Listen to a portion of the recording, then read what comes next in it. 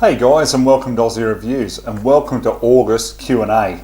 Now guys, we've got a heap of great questions here from Patreon supporters, so let's jump straight on into it. So the first question we've got here is from Matt Boxwell, and he goes, "Hey Ozzie, how many of the guns that you review do you actually end up keeping for personal use? Or do you end up selling them again after the review? Also, I was wondering what your personal favourite calibre is and why." Mate, that's something I do get asked quite a lot. And a lot of people who know me personally are quite surprised that, I don't have about 70 odd firearms. So I look at them as a bit like a golf bag. You've got one for each use, but provided your main uses are covered, then, personally I don't like to have in excess of them. So I do sell a lot of firearms that I buy. So thankfully, because you guys on Patreon enable me to be able to buy firearms, so then I do sell them. So obviously I lose a couple $100 every time I sell them. But what it does is it just keeps me independent. Unlike other channels that aren't independent in that way, I like to definitely keep independent. So yeah, so that's what I do there. How many firearms? Mate, look, that can change. I mean, sometimes I've only got like 5 firearms here, other times I have like 15 of them here. It just fluctuates depending on what I'm reviewing or what I've sold or what I've borrowed from other friends to have a look at and things like that. So it just depends. I never have the same amount here at any one time. As for the favourite calibre, mate, hands down 22. And a lot of people may sort of laugh at that, but look, 22 is like the ultimate survival rifle. Not only can you take different game, you take rabbits and things like that. I mean, geez, if you're close enough to a pig and the correct shot placement, you'll drop one of them. Not that I'm recommending that you use a 22 to drop pigs, but with the right shot placement, you can definitely do it, because I find that it's a very underestimated cartridge. As for the fun side of it, I mean, who doesn't love plinking with a 22? Even out at long range, I love setting up, a couple of soft drink cans, soda cans, at 300, 350 yards. And, trying to judge the wind and everything like that is very similar to shooting out at 1,000 yards with a 308. So, I like it because it enhances your skill. It's cheap, it's easy on the shoulder, and, it's just a whole heap of fun. And it's a calibre that you can introduce new shooters to without scaring them. They can be quite comfortable with it. They learn the basics and the fundamentals of shooting, and then you can move them onto a centerfire calibre if they wish to. So yeah, hands down a 22. Now the next question I've got here is from Michael, and he says, "Have you considered appearing on a few alternate media platforms like the Unshackled, as they are more friendly to firearm owners than anyone else in the mainstream media?" Well, that's the thing, Michael. I mean, I've got AussieReviews.com. So if anybody wants to see any of my videos away from YouTube, just go to AussieReviews.com or .com.au. You can go to either. And you'll, excuse me, you'll see all the latest videos there.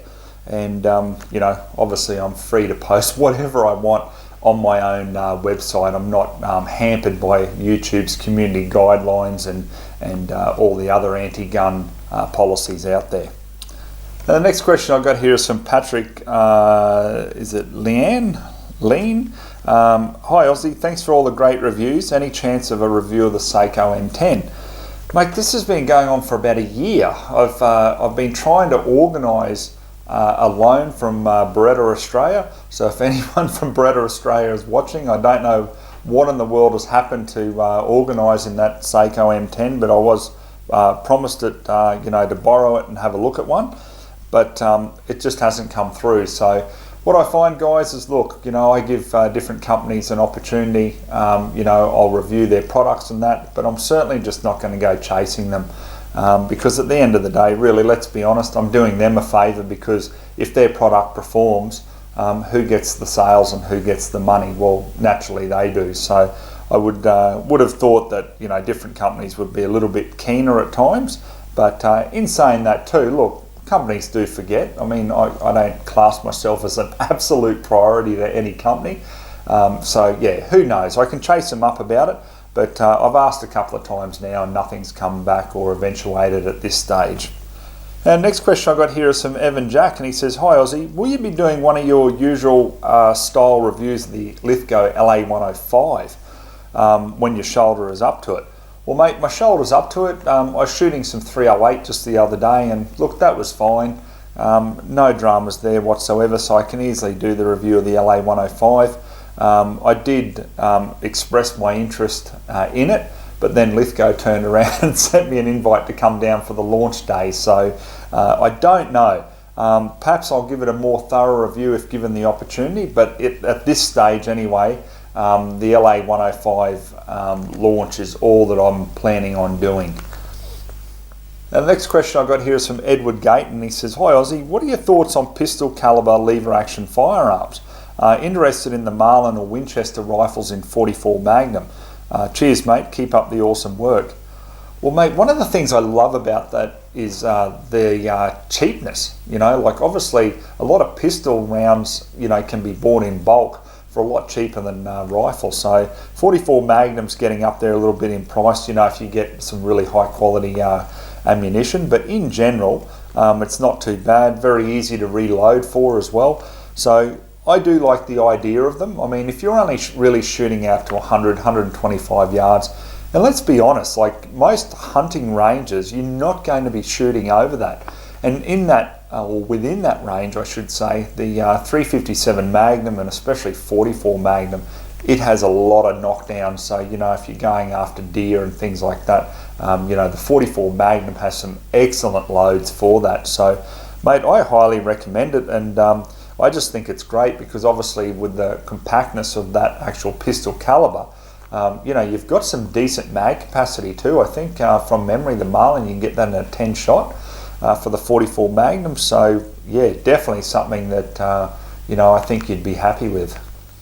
Now the next question I got here is from Thor Jensen. He says, how viable is full-time occupational shooting as a feral pest controller? And how much initially would I be looking to spend in order to start up a business? I'm currently in a dead boring political science degree at uni, and I'm desperately looking for something better than that in the future. Located in Queensland. Cheers Aussie. Well mate, it's a question I do get asked a lot. You know, the whole contract shooting, people think that it's the ultimate, the dream job. Yes, look, there's you know, there's money to be made in it, and it's certainly bought me a lot of things, and you know, helped pay off the farm and things like that. I mean, there is a lot of benefit to it. On the downside of it though, you are away a lot. So, you know, what I mean by that is, you know, you're going out to very large properties that are, you know, 8-9 hours drive away, and you'll spend, you know, a week or two shooting continuously.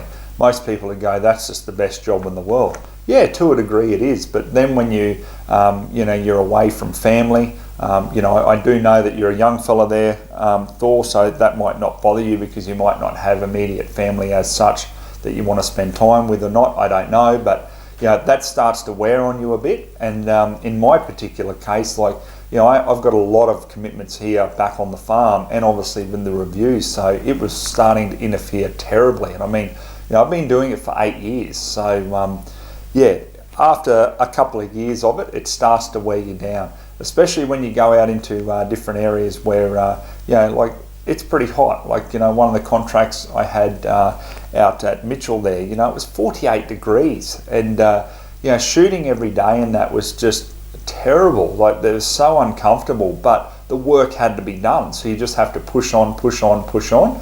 And you know, even of a night time, it's extremely uncomfortable trying to sleep, you know, after you do come in from shooting. And yeah, it's just very hard in that regard. So don't let me deter you from it. If you really would like to do it, by all means do it.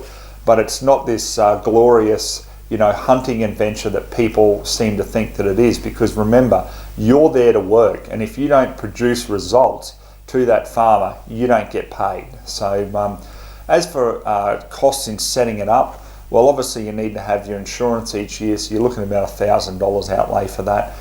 You need to register, obviously, a business, have an ABN, a couple of $100 more in doing that as well. Then obviously you've got to have money aside for the firearms to be able to do it. So obviously Cat D firearms are going to be your main go-to tool.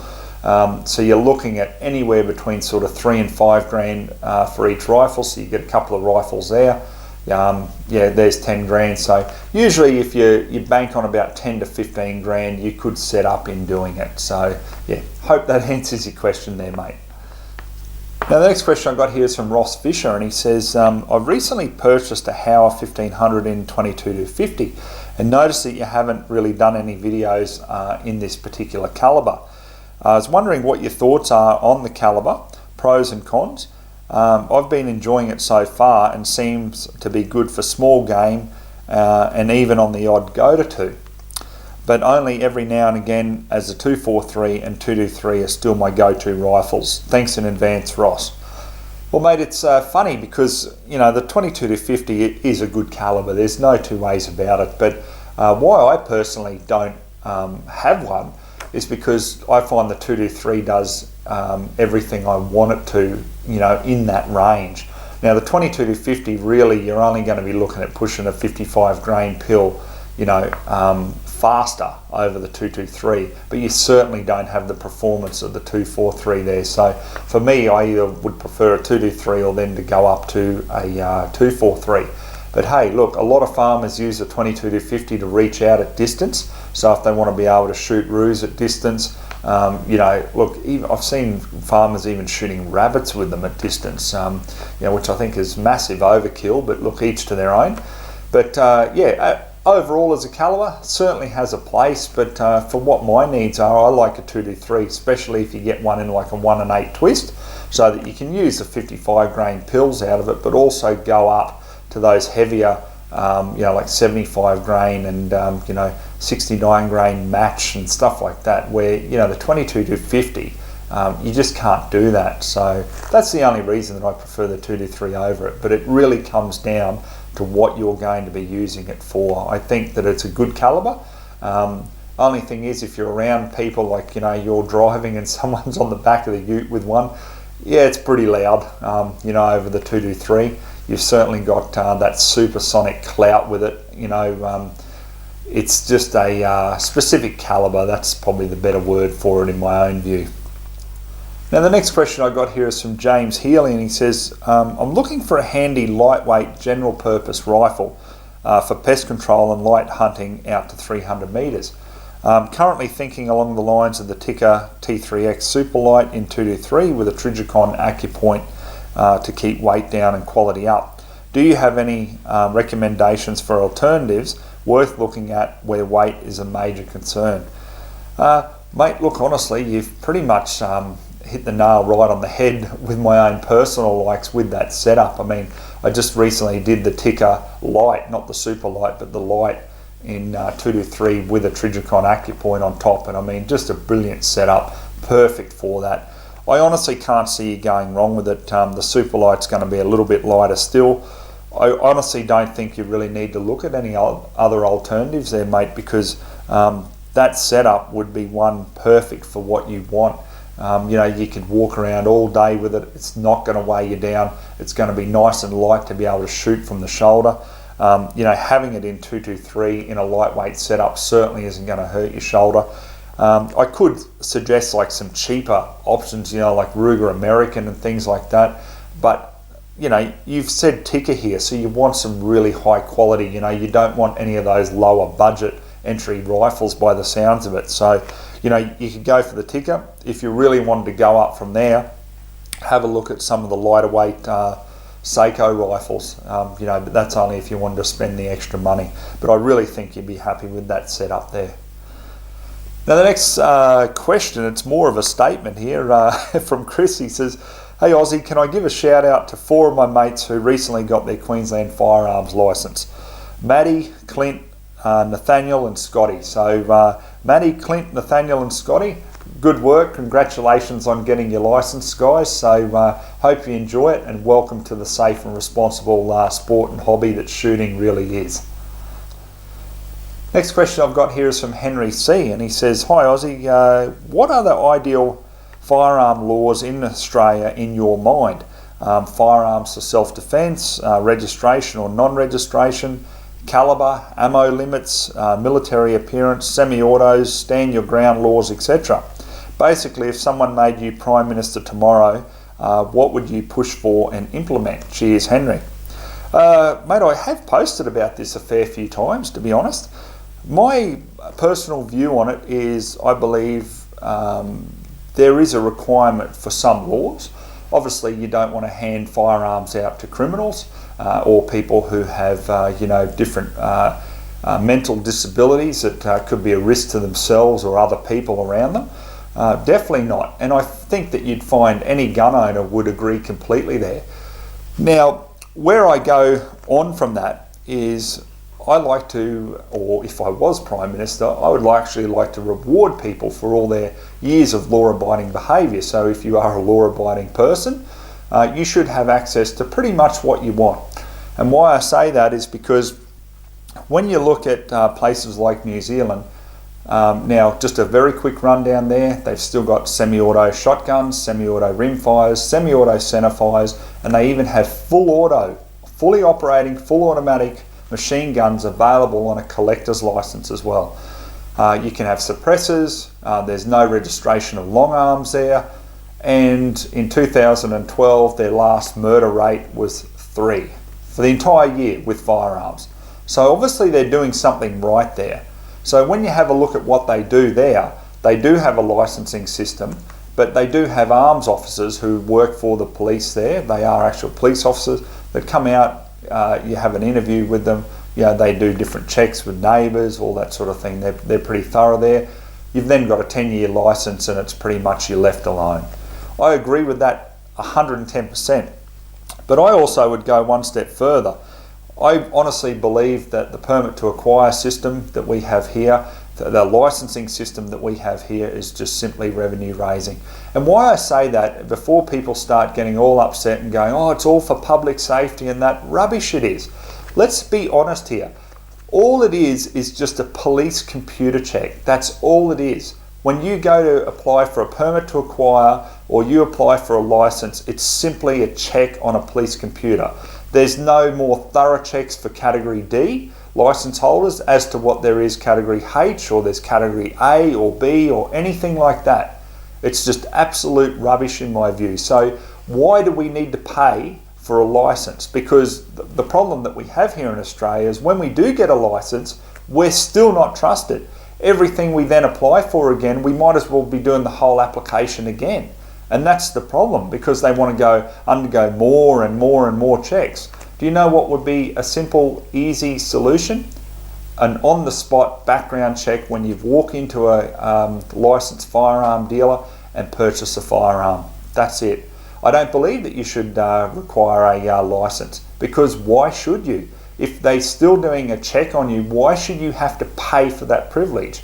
Don't you think that we're paying enough in taxes? We pay enough in GST, obviously, with everything we purchase. We have income tax. We've got taxes through our electricity and everything else. So, I personally believe that, the good people out there are paying enough as it is. So why should we then have a license to have to pay more and then pay more just for a permit to acquire? It's just complete revenue raising. I don't agree with it at all. That's my personal opinion on it. So yes, you should be able to have semi-autos. You should be able to even go in and get yourself a fully automatic firearm if that's what you want. Like I said, New Zealand's proof. It is proof that it does work. Where's all the mass shootings over there?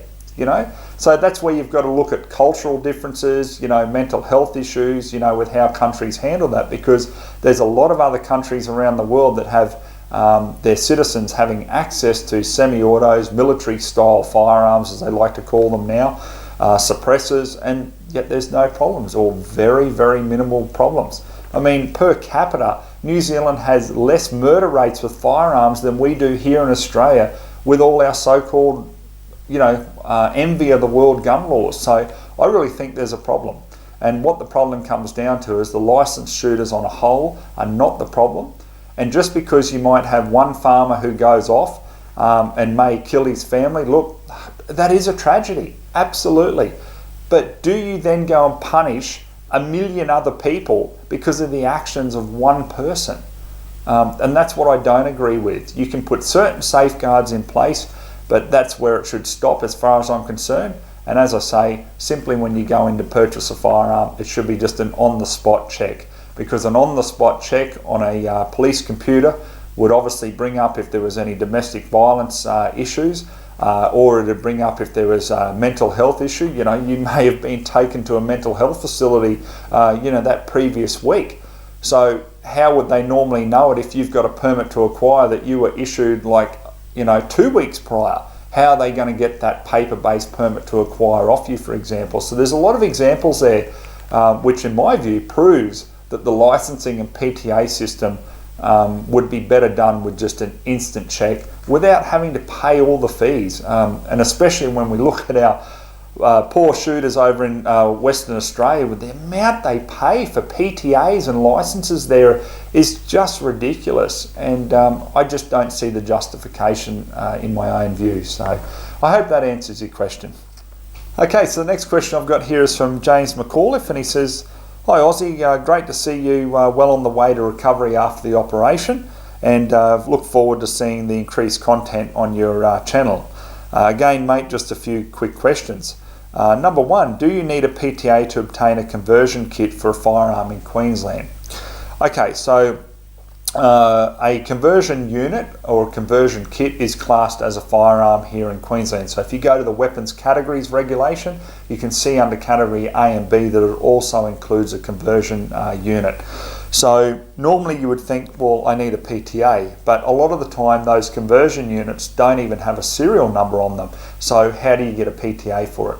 What's required is simply the dealer just fills out a Form 10, okay? So you don't need the PTA to obtain one. However, you have to get it through a dealer and they have to fill out a Form 10, and then that goes back to weapons licensing and they make a note that it's against your license from there, okay? It's as simple as that. So let me think off the top of my head. When I was doing one of the Thompson Center reviews, I had a 30-06, but also a 223 conversion. That was quite a few years ago now. So I had the PTA for the rifle, and then they just did a Form 10 for the conversion unit that came with it. Okay, so it was pretty simply done from there. So next question you've got here is, you say this might be a bit of a touchy subject. Well, mate, we'll address it very honestly here. I wanted your 2 cents on the issue. I've noticed that the Shooters and Fishers Farmers Party has begun to branch out into Queensland, and I know we're a long way off from the state election, but do you think them being in Queensland, they'll actually have a chance of bringing about any positive or common sense changes to any of the Queensland legislation? Or do you still believe the Liberal Democrats are the ones more likely to bring about sensible changes for farmers, shooters and the overall public? Okay, mate, that's honestly, if we were looking at them holding power, yeah, I'm quite sure that they'd actually work pretty hard for shooters here. But the reality here in Queensland is, because we have no upper house, from my understanding with it anyway, is when you're running in an electorate here in Queensland, you have to have the majority of votes in that electorate to get your foot in the door. So that's why, we have 3 Katter Party current members here in Queensland, because, in those northern electorates, they have the big enough following to get the majority of the votes. So this is where Liberal Democrats, as well as Shooters, Fishers and Farmers Party and any other minor party, are going to really struggle here in Queensland to even get elected. I don't see how they're going to do it, because they would need to be in an area where they can get the majority of the votes. That's my understanding of it. Look, if there's something different or something I'm missing, and someone's a political expert, please feel free to let me know. But I really think that not just the SFP, but also the Liberal Democrats are going to struggle a lot here in Queensland because of that reason. So I certainly wish it wasn't that way, but I really think that probably the best option in the northern areas obviously is the Katter Party, because they always have that strong following, not just on firearm issues. So that's sort of where I'm going with this, is, if you're one of these minor parties and you're trying to get in here in Queensland, I really feel you're going to have a lot of policies that appeal to everyone in that electorate, like the Katter Party do in their rural electorates. So yeah, we'll just see how it goes, but that's my thoughts on it. Now, the last part of your question here, you just want to know about PTAs, and you say, I've noticed some calibers have varying titles, such as 300 caliber. For example, you can get a 300 Win Mag, 300 Remington Ultra Magnum, 300 Blackout, and many more. So I was wondering, do weapons licensing require you to say which one you want? Mate, short answer, yes. Okay, you can't just put in for a 300 caliber and then go and get a 300 Blackout when they think that you want a 300 Win Mag. So you have to be specific. Obviously, you don't have to put the brand, or the make of the firearm down. However, you must put that caliber down. So yeah. And sorry, you do have another question here. I'll answer that as well. Your last part is, have you heard of any rumours about any potential changes to firearm legislation that we should be aware of or concerned about at the present time? Cheers, mate.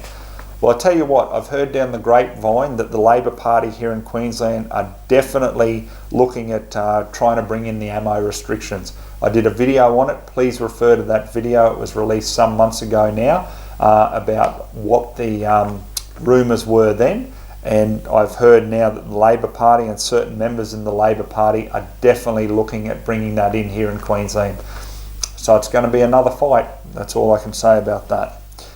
Now, the last question I got here is from Sean, and he says, hey Ozzie, I might be a bit late for the Q&A. No mate, you're in time, so no dramas there. Lithgow, what the hell is going on? Now the 243 has been recalled. You've seen their production firsthand. I want to believe this is no fault of their own and it's an actual issue with the metal they've used for their barrels. What are your thoughts on the situation? Cheers. Mate, I don't know. This is the thing, I've checked their page because I've been waiting for like an official recall notice, on the 243. I really don't know what's going on. Yeah, I've been through the factory. The thing that gets me is, from my understanding of the 223, that they had a firearm returned to them and there was some small cracks in the inside of the barrel or something along the lines of that. Now, obviously, as a precautionary, they've just recalled a lot of them, which obviously I take my hat off to them for doing that, because they could be, they could save a lot of money and go, well, we'll just wait for more to pop their head up, and if they do, well, then we'll replace it, like a lot of companies in general do with just products overall. So, hat off to them with that. Now, their production is very old-fashioned. A lot of the machines in there are very old machines. So I'm not saying that they're at fault. What I'm saying is, for the production and the amount that they can punch out at one time is limited, compared to obviously more modern manufacturing processes. So who knows, mate? I haven't been told. I've been told nothing about what it actually is, whether it's a problem with the actual metal or what's going on. But I'd assume it would be, because, look, how many of their barrels now? Look, they're making all the barrels there for the F90, rifles for the military. And, look at them, they're working fine. The 308s, look, they're working fine. So, is it a bad batch of metal or a weaker metal or something like that? Who knows? Your guess is as good as mine. The one thing I must admit, because I've got my 223 back there at the moment, look, it's been over a month now. I've received 2 emails now saying that, hey, they've looked at it. Yes, they're definitely replacing it, and that someone will phone me, and let me know about it.